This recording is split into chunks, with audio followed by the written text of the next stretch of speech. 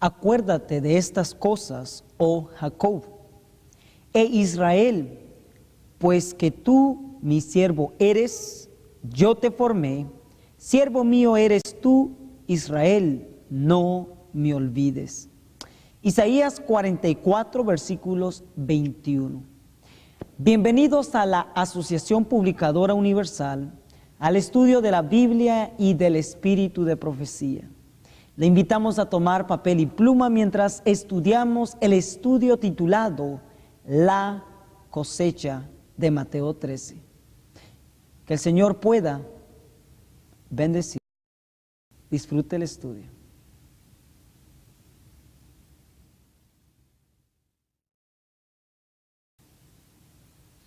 Saludos a todos nuestros hermanos adventistas del séptimo día.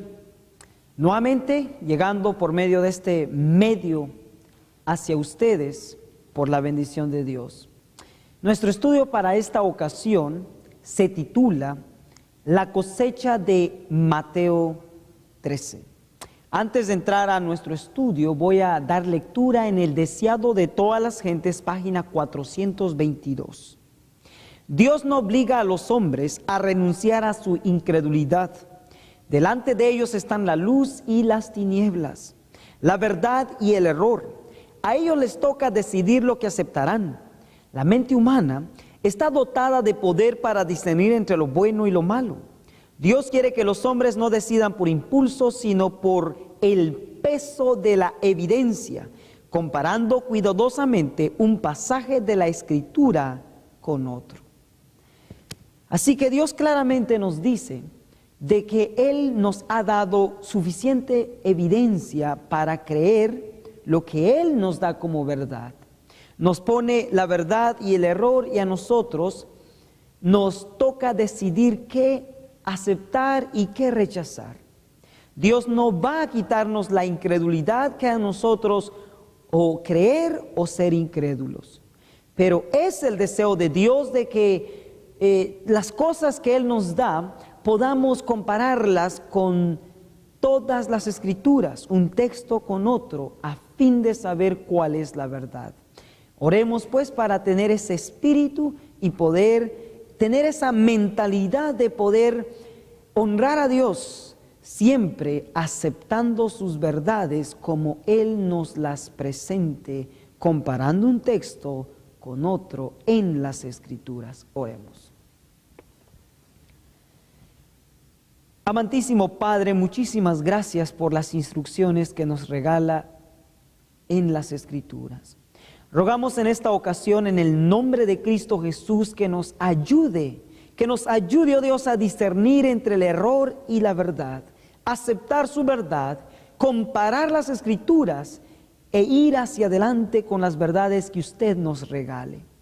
Por favor, oh Dios, envíe su Santo Espíritu, instrúyanos. No queremos ser incrédulos, queremos obedecerle y creer, Señor, sus verdades, porque está escrito.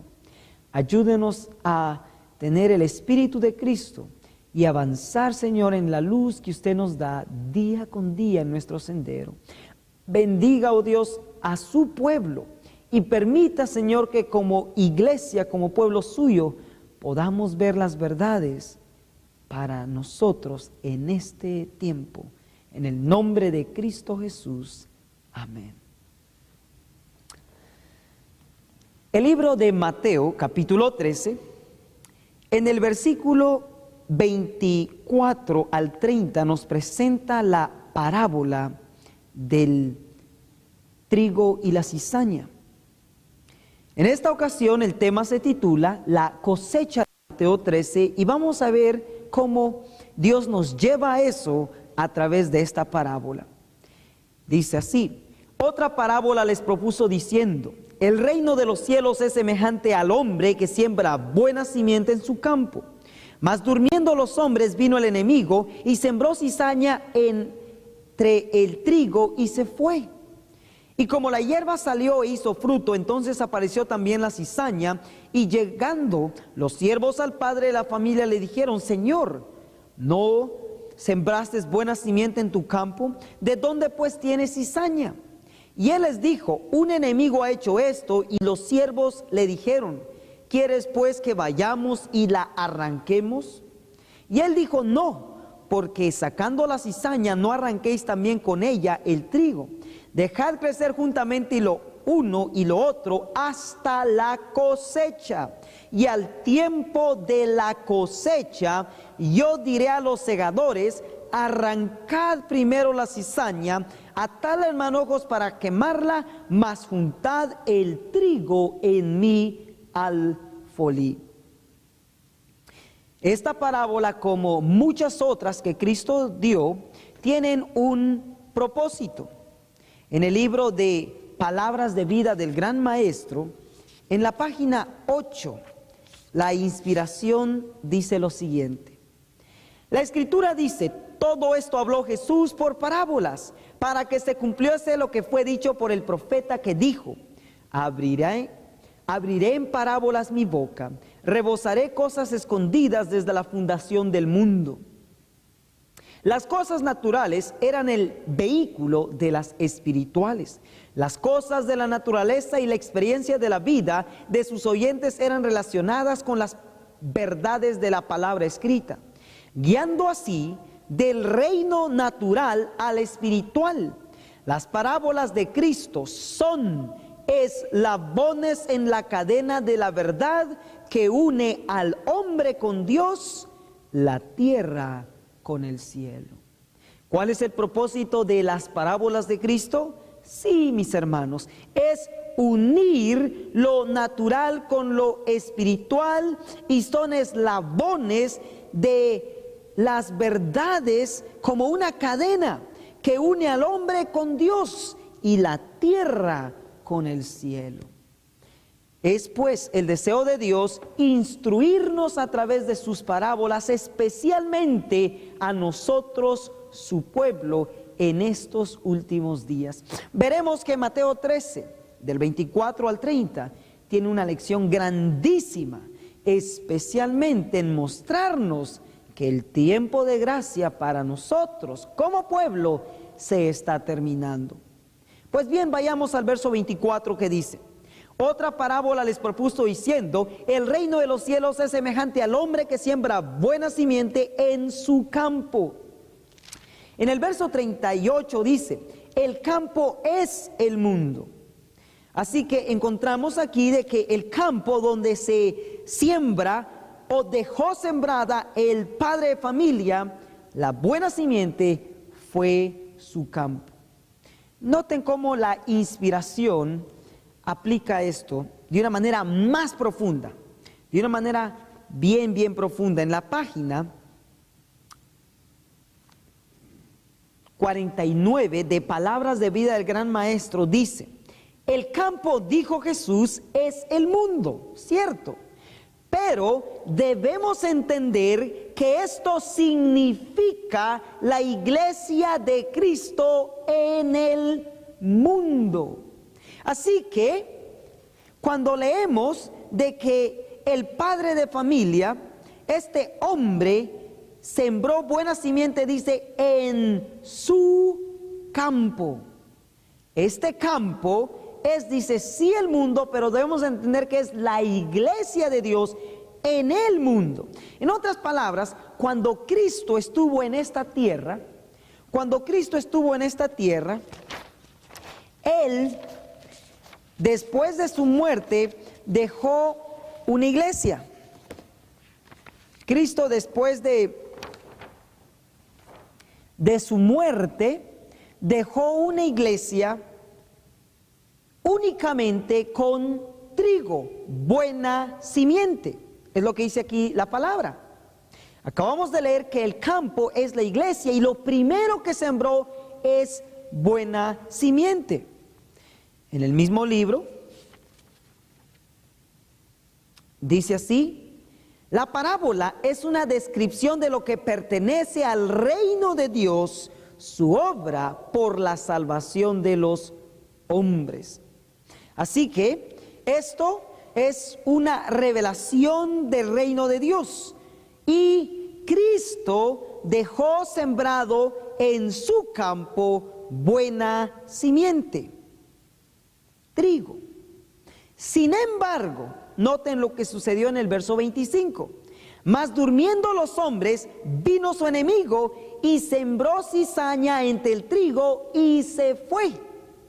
Así que notamos aquí de que cuando Cristo estableció a la iglesia, la dejó únicamente con puro trigo. De hecho, encontramos de que hubo un periodo en el cual en la iglesia únicamente era unida la gente que iba a ser salva.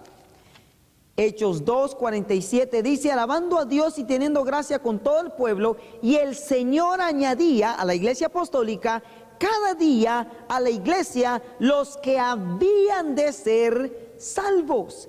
¿Quiénes eran unidos únicamente a la iglesia? Únicamente los que debían ser salvos. Y mientras los discípulos vivían, la iglesia permaneció relativamente pura. Conflicto de los siglos. En la página Conflicto de los siglos, página 48 dice así: los apóstoles se opusieron a los miembros de la iglesia que mientras profesaban tener piedad, daban secretamente cabida a la iniquidad. Ananías y Zafira fueron engañadores que pretendían hacer un sacrificio completo delante de Dios, cuando en realidad guardaban para sí con avaricia parte de la ofrenda. Ahora noten cómo Dios obró a través de estos líderes que estaban despiertos, estos líderes que estaban cumpliendo su papel, o sea, los encargados del campo. El Espíritu de verdad reveló a los apóstoles el carácter verdadero de aquellos engañadores, y el juicio de Dios libró a la iglesia, al campo a donde Él sembró primeramente buena simiente. El juicio de Dios libró a la iglesia de aquella inmunda mancha que empañaba su pureza. Esta señal evidente del discernimiento del Espíritu de Cristo en los asuntos de la iglesia llenó de terror a los hipócritas y a los obradores de maldad. Con esto encontramos entonces que la iglesia que Cristo dejó después de su muerte fue una iglesia pura, una iglesia con únicamente buena simiente. Sin embargo, el verso 25 dice que se durmieron los hombres, se durmieron los encargados del pueblo, y el enemigo sembró la mala hierba, la cizaña. ¿Esto qué quiere decir, hermanos? Esto quiere decir que la iglesia falló. ¿Quiénes? Los hijos de los apóstoles, de los discípulos. Cuando ellos descansaron, se durmieron estos hijos de esta manera. 4:35 de Conflicto de los Siglos dice: ¿cuál fue el origen de la gran apostasía? ¿Cómo empezó a apartarse la iglesia de la sencillez del evangelio? Conformándose a la práctica del paganismo para facilitar a los paganos la aceptación del cristianismo. Mientras aún vivían los apóstoles, la iglesia permaneció relativamente pura. Pero hacia fines del siglo II, la mayoría de las iglesias asumieron una forma nueva. La sencillez primitiva desapareció e insensiblemente, a medida que los antiguos discípulos bajaban a la tumba, sus hijos, en unión con nuevos convertidos, se adelantaron y dieron nueva forma a la causa. Para aumentar el número de los convertidos, se rebajó el alto nivel de la fe cristiana, y el resultado fue que una ola de paganismo anegó la iglesia, trayendo consigo sus costumbres, prácticas y sus ídolos. Y así fue como el enemigo sembró cizaña cuando los hombres se durmieron. Bien, eso fue como 2 siglos después de que Dios a través de Cristo, o Cristo mismo, dejó establecida su iglesia, donde solamente había dejado buena simiente. Poco después los hombres se duermen, el enemigo ahora mete cizaña. Y así fue como hasta hoy encontramos de que en el pueblo hay trigo y cizaña, buena simiente y mala hierba. La pregunta es, hermanos, si dentro del pueblo hoy los encargados, los que cuidan del pueblo, el campo, su iglesia, ¿estarán dormidos o están cumpliendo su papel? ¿Estamos despiertos o estamos dormidos? Note lo que dice en el libro Testimonios para la Iglesia, tomo 2, página 302 y 303 dice: los ministros deberían convertirse en estudiosos de la Biblia. Son poderosas las verdades que presentan, entonces deberían tratar de hacerlo con habilidad. Sus ideas deberían ser claras y definidas y su actitud fervorosa. En caso contrario, debilitarán la verdad que presentan. Mediante la blanda presentación de la verdad, solo repitiendo la teoría sin que ésta los sacuda a ellos mismos, nunca van a convertir a los seres humanos. Aunque vivieran tanto tiempo como Noé, sus esfuerzos no darían resultado. Su amor por las almas deberían ser intenso y su celo ferviente. Una presentación de la verdad tranquila y sin sentimientos nunca despertará a los hombres, nunca despertará a los hombres y las mujeres de su sopor de muerte. Deben poner de manifiesto mediante sus modales, actos y palabras, y mediante su predicación y su oración, que creen que Cristo está a las puertas. Sin embargo, los hombres y las mujeres están viviendo en las últimas horas del tiempo de gracia, del tiempo de prueba. No obstante, lo cual son descuidados e insensatos, y los ministros no tienen poder para despertarlos, porque ellos también están durmiendo. Predicadores dormidos que le predican a una congregación o congregaciones dormidas. ¿Cómo están nuestros ministros, hermanos? Quizás no todos, pero de acuerdo a lo que acabamos de leer, dice que en su mayoría están dormidos, predicándole a una congregación que dormida. Obreros evangélicos, en la página 315 dice lo siguiente. Página 315 dice así: la actitud actual de la iglesia no agrada a Dios. Se ha apoderado de ella una confianza propia que ha inducido a sus miembros a no sentir necesidad de alguna de más verdad y mayor luz. Estamos viviendo en un tiempo en que Satanás trabaja a diestra y siniestra, delante y detrás de nosotros, y sin embargo, como pueblo, estamos durmiendo. ¿Por qué? Predicadores dormidos predicándole a una congregación dormida. Testimonios para los ministros, en la página 431 dice así: despierten los ministros, háganse cargo de la situación. La obra del juicio comienza en el santuario. ¿Qué deben hacer nuestros ministros? Despertar. ¿Por qué dice? Porque están dormidos. Así que Mateo capítulo 13, versículos 25, abarca desde el tiempo en que los hijos de los discípulos bajaron las normas y en esa manera permitieron de que los mandatos del Señor fueran hasta los suelos, y el paganismo ahora entró como una ola con sus prácticas, costumbres e ídolos. Y así fue como hasta hoy encontramos que Mateo 13:25 se cumple. Mas durmiendo los hombres, vino su enemigo, sembró cizaña entre el trigo y se fue. Y así es como hoy el verso 26 dice: y como la hierba salió e hizo fruto, entonces apareció también la cizaña. ¿Qué es lo que hay en la iglesia ahora, hermanos? Hay trigo y cizaña. ¿Por qué? Porque los encargados desde aquel entonces hasta hoy se han dormido, y hoy más que nunca la inspiración dice: predicadores dormidos predicándole a una congregación dormida.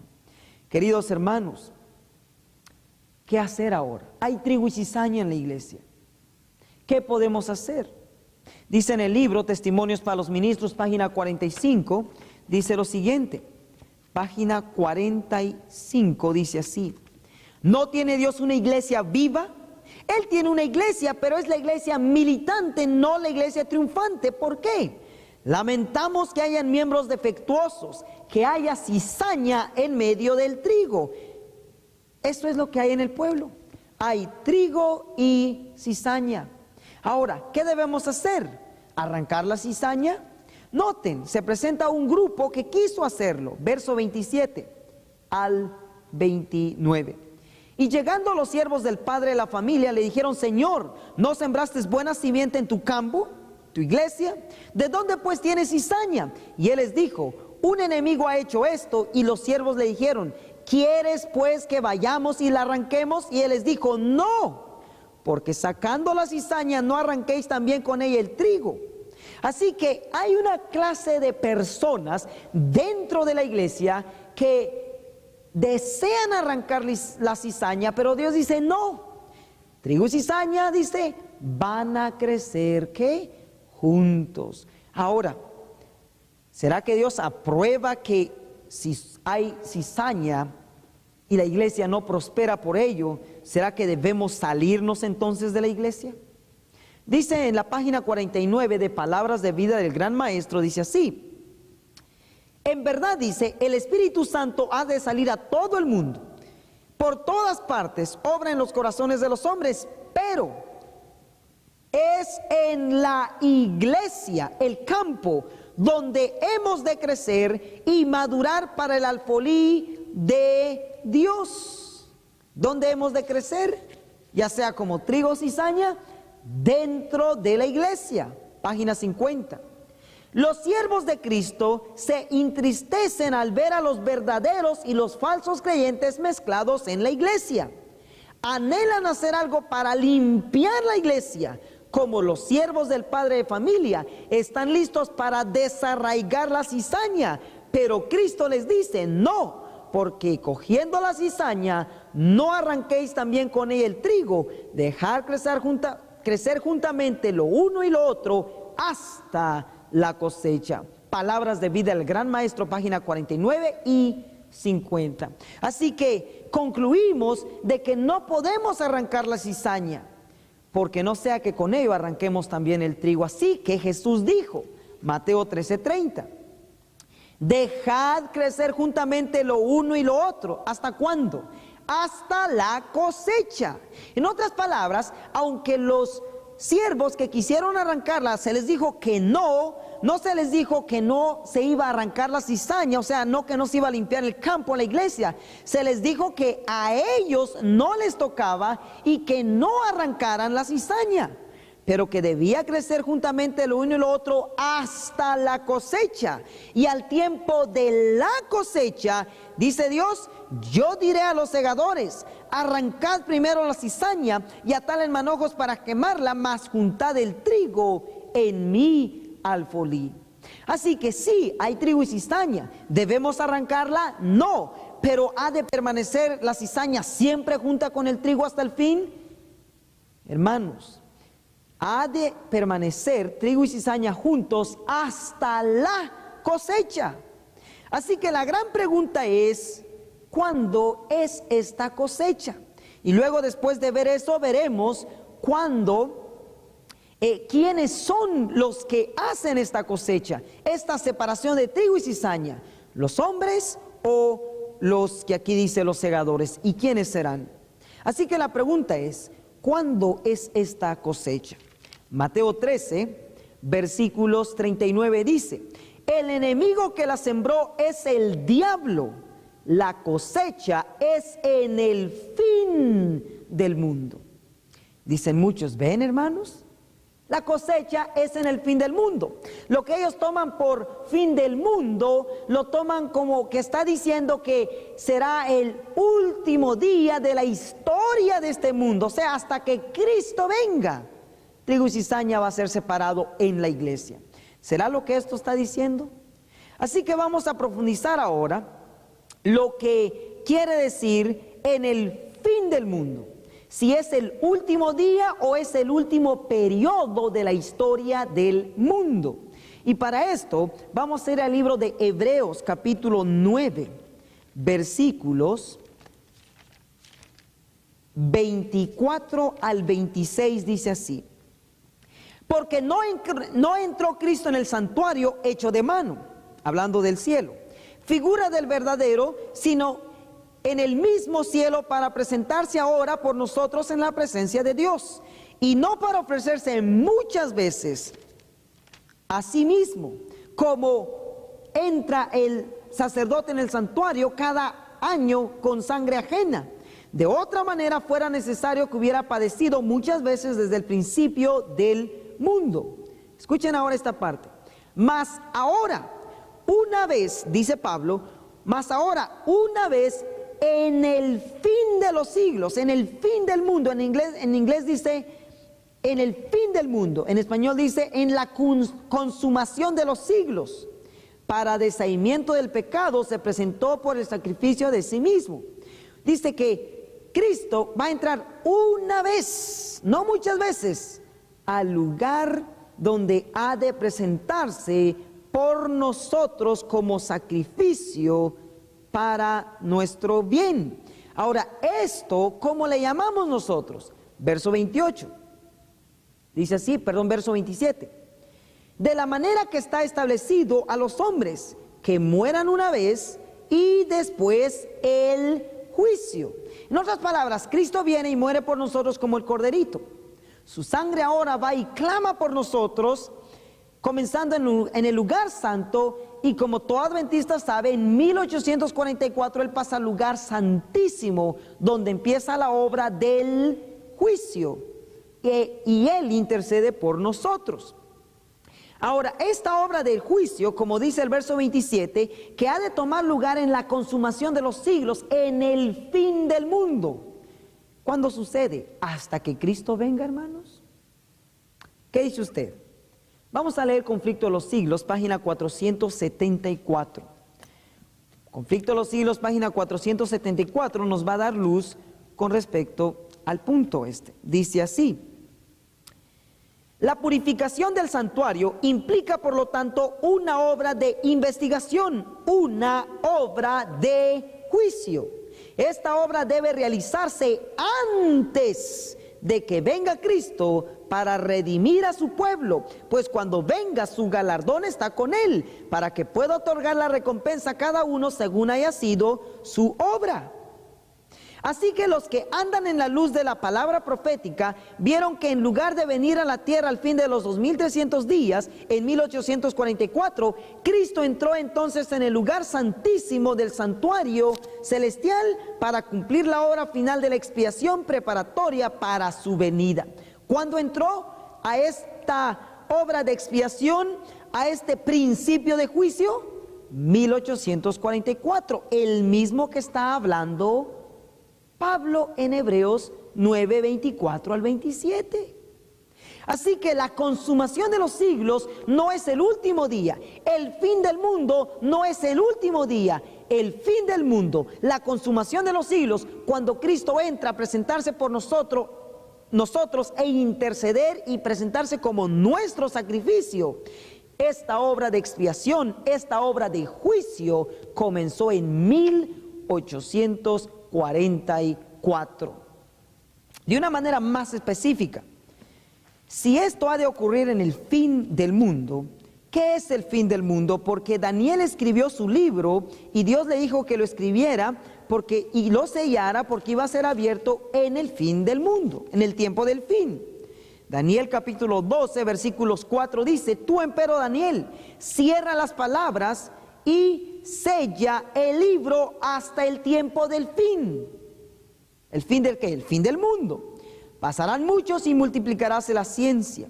Versículo 8 y 9. Y yo oí, mas no entendí el Señor, y dije: Señor mío, ¿cuál será el cumplimiento de estas cosas? Y dijo: anda, Daniel, que estas palabras están cerradas y seas hasta el tiempo del cumplimiento. Esto es, en el fin del tiempo, del mundo. Vamos a leer ahora Conflicto de los Siglos, página 405, para ver cuándo comenzó este periodo del fin del mundo, o la consumación de los siglos. En Conflicto de los Siglos 405 dice así: La venida del Señor no podía verificarse antes de dicha fecha. San Pablo abarca con su aviso toda la dispensación cristiana hasta el año de 1798. Solo después de esta fecha debía ser proclamado el mensaje de la segunda venida de Cristo. Dice, semejante mensaje no se predicó en los siglos pasados. San Pablo, como lo hemos visto, no lo predicó, predijo a sus hermanos la venida de Cristo para un porvenir muy lejano. Los reformadores no lo proclamaron tampoco. Martín Lutero fijó la fecha del juicio para cerca de los 300 años después de su época. Pero después de 1798, el libro de Daniel ha sido desellado, descubierto. La ciencia de las profecías ha aumentado y muchos han proclamado el solemne mensaje del juicio cercano. Así que, queridos hermanos, ¿cuándo se abrió el libro de Daniel? ¿Cuándo empezó a correr el tiempo del juicio? 1798, el tiempo del fin. Y en 1844, para acá, comenzó la obra del juicio.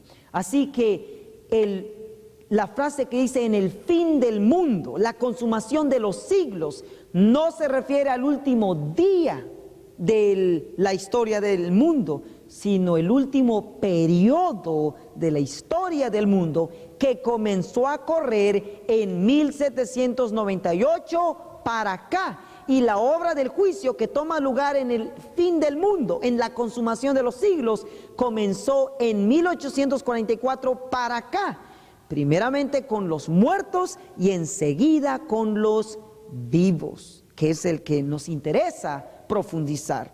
Bien, con esto entonces concluimos de que cuando dice que la cosecha toma lugar en el fin del mundo, no se refiere, hermanos, no se refiere al último día de la historia del mundo, sino al último periodo de la historia del mundo que comenzó a correr en 1798 y el juicio comenzó en 1844. Así que cuando dice dejar crecer juntamente el uno y el otro hasta la cosecha, ¿cuándo toma la cosecha lugar? Dice el verso 39 de Mateo 13, el enemigo que la sembró es el diablo, la cosecha es en el fin del mundo, esto es, en el periodo final de la historia de la tierra. Con esto entonces, hermanos, preguntamos ahora, ¿qué es la cosecha entonces? Si encontramos qué es la cosecha, esto nos va a ayudar a entender cuándo toma lugar la separación del trigo y la cizaña, cuando Dios arranca la cizaña a través de los segadores. La pregunta entonces es, ¿qué es la cosecha? Palabras de vida del Gran Maestro, en la página 50, nos da la siguiente información. Muchos se creen cristianos, muchos de los que se creen cristianos serán hallados faltos al fin. En el cielo habrá muchos de quienes sus prójimos suponían que nunca entrarían allí. El hombre juzga por la apariencia, pero Dios juzga el corazón. La cizaña, estamos hablando de la cizaña en la iglesia, ¿ok? La cizaña y el trigo han de crecer juntos hasta la cosecha. Y la cosecha es el fin del tiempo de gracia. ¿Qué es la cosecha, hermanos? Es el fin del tiempo de gracia. ¿Para quién primeramente? Primeramente para la iglesia y finalmente para el mundo. En otras palabras, Dios primeramente separa trigo y cizaña en la iglesia en el tiempo de la cosecha, y la cosecha es la última parte del tiempo de gracia, es el fin del tiempo de gracia. O sea, es en el fin del tiempo de gracia donde Dios separa trigo y cizaña. Pero este tiempo del fin no es el último día hasta que Cristo venga, sino es el último periodo de la historia de nuestro mundo. Y nosotros estamos viviendo en ese tiempo, en el tiempo del fin del mundo, en el periodo de la consumación de los siglos, en los últimos días. Mis hermanos, la cosecha es el fin del tiempo de gracia. primeramente en la iglesia, que sigue después en el mundo. Y esto ocurre antes de que vengan las plagas, antes de que venga Cristo. Primeramente en la iglesia y luego en el mundo. Exactamente lo que pasó con los judíos. Al matar a Esteban, se les terminó la gracia, pero quedó abierta para los judíos. De igual manera, para los gentiles. De igual manera con nosotros. Se termina primero con nosotros, la iglesia, y luego queda abierta para los gentiles, el mundo, los paganos. Ellos tendrán su oportunidad y finalmente se termina de una manera general la gracia. Así que la cosecha es el fin del tiempo de gracia. Volviendo ahora al punto de Mateo 13, verso 30 dice: dejad crecer juntamente lo uno y lo otro hasta la cosecha, y al tiempo de la cosecha, que es el fin del tiempo de gracia, yo diré a los segadores: arrancad primero la cizaña y atadle manojos para quemarla, mas juntad el trigo en mi alfolí. Veamos ahora qué es lo que sucede aquí. Si recuerdan, hay otra parábola de las vírgenes, Mateo 25. Encontramos que 10 vírgenes existen, 5 son fatuas y 5 son prudentes. 5 obtuvieron el aceite extra y 5 no lo obtuvieron. Cuando llegó la hora de recibir al esposo, encontramos de que 5 no estaban preparadas, aunque buscaron aceite. Las amigas dicen: vayan y compren. Y mientras iban a comprar, noten lo que pasó. Mateo 25, versículos 8 al 10. Y las fatuas dijeron a las prudentes: dadnos de vuestro aceite, porque nuestras lámparas se apagan. Mas las prudentes respondieron diciendo: para que no nos falte a nosotras y a vosotras, id antes a los que venden y comprad para vosotras. Y mientras ellas iban a comprar, vino el esposo, y las que estaban apercibidas, preparadas, entraron con él a las bodas, y se cerró la puerta. ¿Qué se cerró? La puerta. Noten, esto no puede ser hasta que Cristo venga en las nubes, cuando esta puerta se cierre, porque aún las fatuas regresan y dicen lo siguiente en el verso 11: vinieron después también las otras vírgenes diciendo: Señor, Señor, ábrenos. Mas Cristo dijo, el 12, mas respondiendo él dijo: de cierto os digo que no os conozco. Así que notemos que cuando la puerta se cierre para la iglesia, habrá un periodo en que se llegarán a dar cuenta los que no fueron preparados, los que no obtuvieron el aceite extra, los que no llegaron a hacer exactamente ese trigo que Dios aprueba, se dieron cuenta que la puerta se cerró. O sea, el tiempo de gracia se había terminado para ellos primeramente. Dice la hermana White lo siguiente: Eventos de los últimos días, en la página 186 nos muestra esto. Dice: las filas raliadas serán llenas por aquellos a quienes Cristo representó como viniendo a la hora 11. Así que va a haber un momento en que las filas de la iglesia en sí quedará vacía. Veremos que esto será después de la separación de trigo y cizaña en la iglesia, o sea, cuando se termine el tiempo de gracia para ella, la cosecha. Vemos de que en la hora 11 vendrán otros, o sea, del mundo, de las otras iglesias, a ocupar esos puestos. Pero dice, el tiempo, dice, hay muchos con quienes el Espíritu de Dios está contendiendo. El tiempo de los juicios destructores de Dios es el tiempo de la misericordia para aquellos que hasta el momento no han tenido oportunidad de aprender qué es la verdad. El Señor los mira con ternura, su corazón misericordioso se conmueve, su mano todavía se extiende para salvar, mientras la puerta se cierra para aquellos que no quisieron entrar o prepararse o recibir el aceite extra o llegar a ser el trigo verdadero. Esto es en la iglesia. Mientras la puerta se cierra para aquellos que no quisieron entrar, será admitido un gran número de los que en los últimos días oirán la verdad por primera vez. Estos son los convertidos en el periodo del fuerte pregón. Pero cuando se cierra la puerta aquí para algunos, es para la iglesia. En otras palabras, se cierra el tiempo de gracia para la iglesia.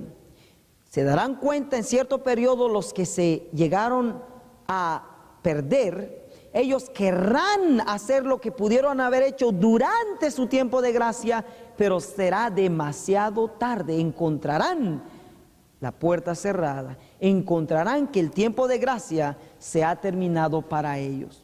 ¿Habrá alguien más que habla sobre esto? Claro que sí. Vamos al libro de Jeremías. Jeremías capítulo 8. Acuérdense que estamos hablando de la cosecha, ¿ok? Jeremías capítulo 8, verso 20 dice: pasóse, dice, noten lo que van a gritar estos que no lleguen a prepararse y a estar entre los cosechados como trigo.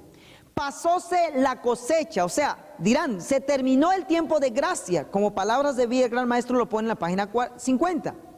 Pasóse la cosecha, se terminó el verano, y noten lo que van a decir, y nosotros no hemos sido salvos. Esto muestra entonces que la gente, los que no lleguen a ser salvos o preparados en el pueblo, se llegarán a dar cuenta de que ellos no fueron cosechados durante el periodo de la cosecha, o sea, no aprovecharon el tiempo de gracia. Y ellos, el hecho que dicen, y nosotros no hemos sido salvos porque pasóse la cosecha, están diciendo de que pudieron haber sido salvos, pero no lo hicieron. No se aferraron a lo que el Señor les estaba dando para lograrlo. Se dieron cuenta de que se había terminado la cosecha, o sea, había terminado el tiempo de ellos, pero fue demasiado tarde, porque dice, y nosotros, dirán, no hemos sido salvos. Así que, queridos hermanos, el tiempo de la cosecha es un periodo en que uno puede ser salvo, pero al terminarse la cosecha, el fin del tiempo de gracia, que es exactamente la cosecha, vemos de que nadie podrá ser más salvo allí, pero sí podemos antes de ello. Y estos que dicen pasóse la cosecha dirán, se nos fue el tiempo en que pudimos haber sido salvos y nosotros no lo aprovechamos, nosotros no somos salvos. ¿Será usted? ¿Estará usted, querido hermano? ¿Estaremos allí entre esos que clamarán eso tristemente? Dios quiera que esta verdad llegue a su hogar, a su vida, a su iglesia como adventista del séptimo día, antes de que usted y yo terminemos diciendo, acabóse el verano, se terminó la cosecha y nosotros no hemos sido salvos. Ojalá que usted y yo no seamos de esas vírgenes que vayan y toquen la puerta cuando sea demasiado tarde. Ojalá, y Dios quiere que hoy, ahorita que escuchamos esta verdad, podamos aprovechar nuestro tiempo de gracia y llegar a ser ese trigo cuando el Señor lo coseche. Bien, un texto más. ¿Qué más hará esta gente que se dará cuenta que ha llegado a perderse no aprovechando el tiempo de gracia? El libro de Amós, capítulo 8. Amós, capítulo 8, dice así, versículos 11 y 12. He aquí vienen días, dice el Eterno, en los cuales enviaré hambre a la tierra, no hambre de pan ni de sed de agua, sino de oír la palabra del Eterno.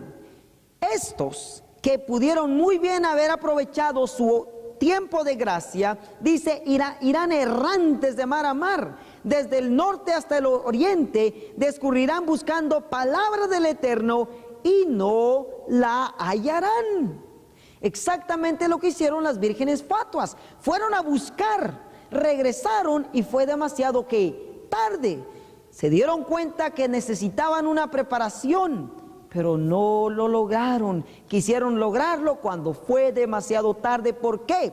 Porque dirán, acabóse la cosecha, se pasó la cosecha, terminó el tiempo de gracia y nosotros no hemos sido salvos. Esto muestra, queridos hermanos, que la cosecha, el último periodo del tiempo de gracia, uno puede ser salvo, pero si uno no aprovecha esa oportunidad, nuestro tiempo de gracia, diremos, pasóse, acabóse la cosecha y nosotros no hemos sido salvos. Dios nos guarde de decir eso, y hoy aprovechemos estas verdades que el Señor nos está dando.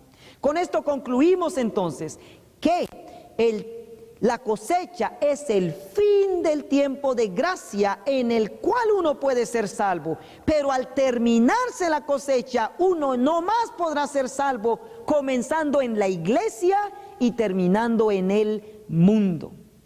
¿Para quién se va a terminar primero la gracia, hermanos? Para nosotros. ¿Para quién se va a terminar primero la cosecha? Para nosotros. ¿Para quién se va a cerrar primero la puerta? Para nosotros. Siempre Dios ha tratado primero con su pueblo. Bien, pasemos ahora a una cita que reafirma esto. Joya de los Testimonios, tomo 3. Joya de los Testimonios, tomo 3. En la página 256 dice así: pero en nuestras iglesias son muchísimos los que saben muy poco del verdadero significado de la verdad para este tiempo. Les ruego que no desprecien el cumplimiento de las señales de los tiempos, que con tanta claridad indican que el fin se acerca. Oh, cuántos de los que no han procurado la salvación de su alma, está hablando de la iglesia, se lamentarán pronto acerbamente, dirán: pasóse la cosecha, acabóse el verano y nosotros no hemos sido salvos. Jeremías 8:20. Estamos viviendo en medio de las escenas finales de la historia de la tierra. Las profecías se están cumpliendo rápidamente, están transcurriendo velozmente las horas del tiempo de gracia. No tenemos tiempo que perder ni un momento. No seamos hallados durmiendo en la guardia.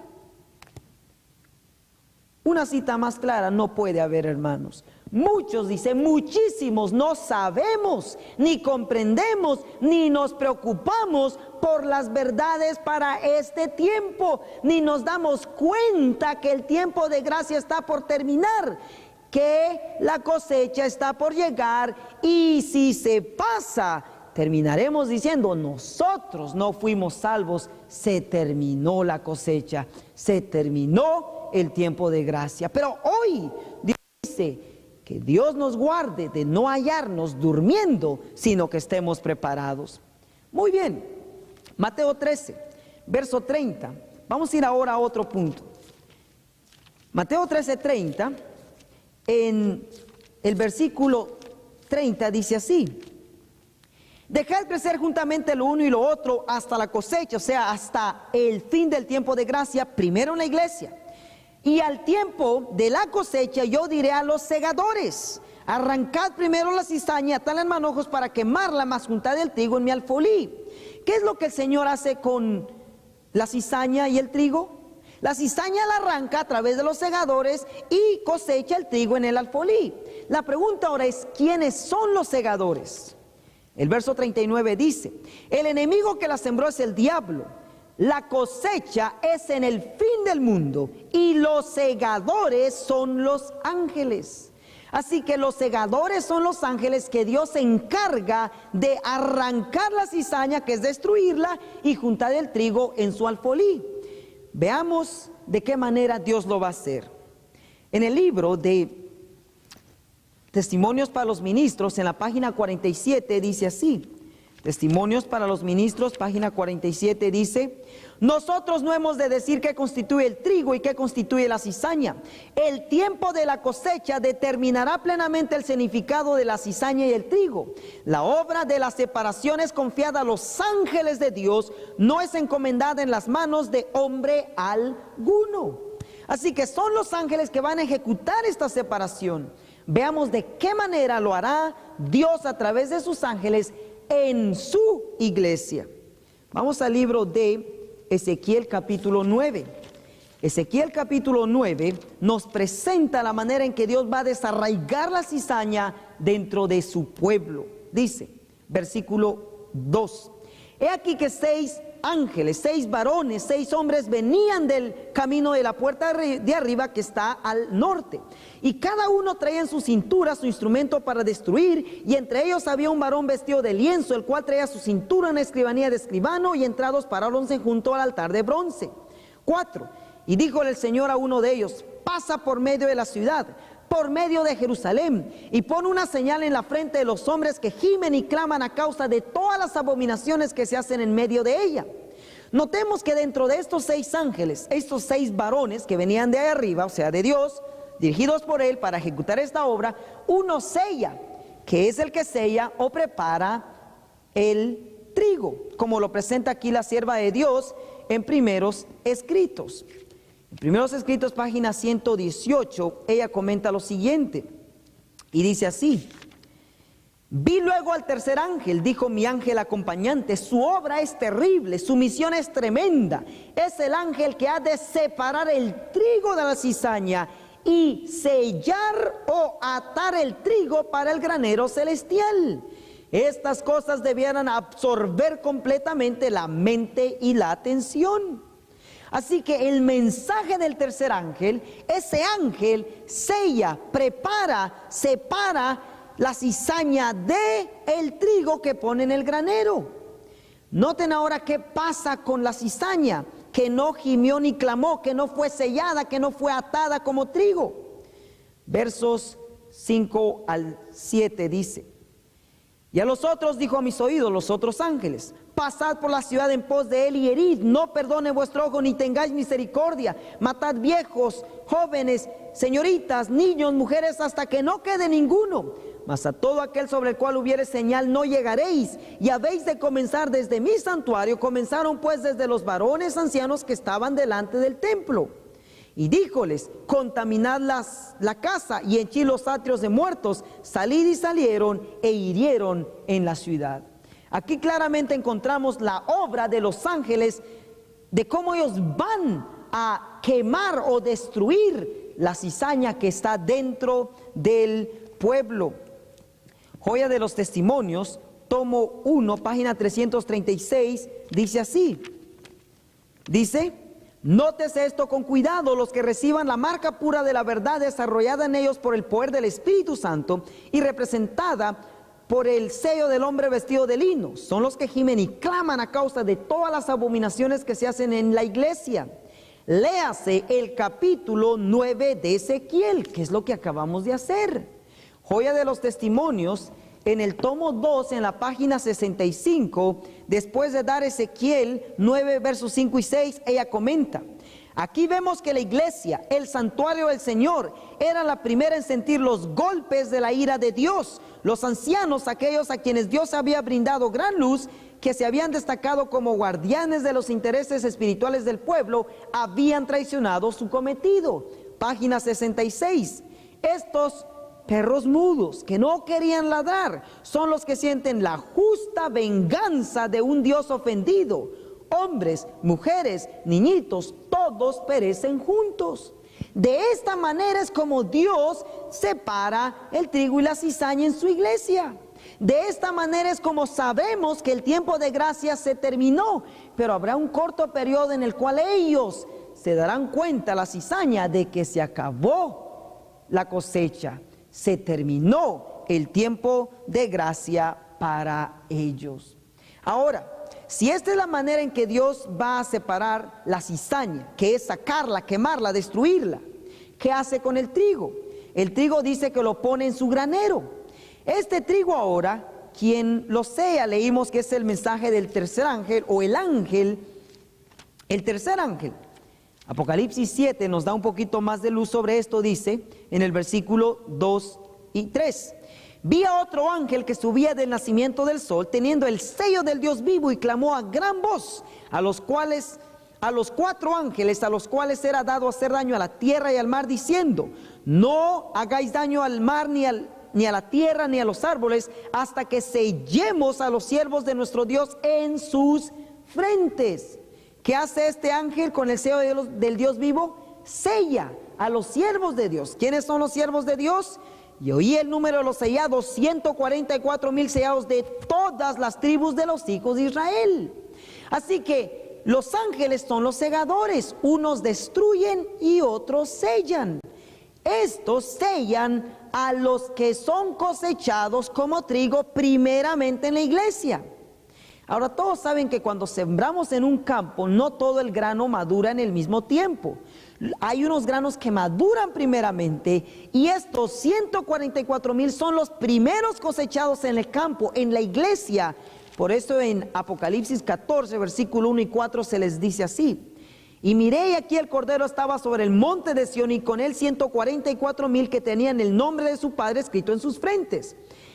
Estos son los que no fueron contaminados con mujeres, porque son vírgenes. Estos son los que siguen al Cordero por donde quiera que va.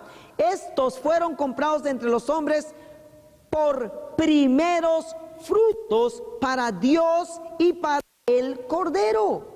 ¿Quiénes son los primeros frutos de esta cosecha? Sí, los 144,000. ¿Dónde están los segundos frutos? Apocalipsis 7, versículo 9. Después de estas cosas miré, y aquí una gran multitud, la cual ninguno podía contar, de todas las naciones, linajes, pueblos, lenguas pueblos y lenguas, que estaban delante del trono en presencia del Cordero, vestidos de ropas blancas y palmas en sus manos. Ahora, ¿cómo sé yo que estos son los segundos frutos? O sea, el resto de los que serán cosechados. En el libro de Apocalipsis, capítulo 14, versículos 14 al 16, nos presenta la primera cosecha que ya mencioné, y dice: y miré, y aquí una nube blanca, y sobre la nube uno sentado semejante al Hijo del Hombre. O sea, el que dirige esta cosecha es Cristo, que tenía en su cabeza una corona de oro y en su mano una hoz aguda. Cuando Cristo venga visiblemente para llevarse a su pueblo en su segunda venida, Él no trae una hoz aguda, o sea, no viene a cosechar. Verso 15: y otro ángel salió del templo, clamando en alta voz al que estaba sentado sobre la nube. Le dijo: pon tu hoz y cosecha, porque la hora de segar, porque la hora de cosechar es venida, porque la mies de la tierra está madura. Y el que estaba sentado sobre la nube echó su hoz sobre la tierra, y la tierra fue cosechada. ¿Quiénes fueron los cosechados aquí? Los primeros frutos, los 144,000 en la iglesia, donde se cierra primeramente el tiempo de gracia. Luego de allí sigue a los gentiles, el mundo, las otras iglesias, y hay una segunda cosecha de la gran multitud, los segundos frutos.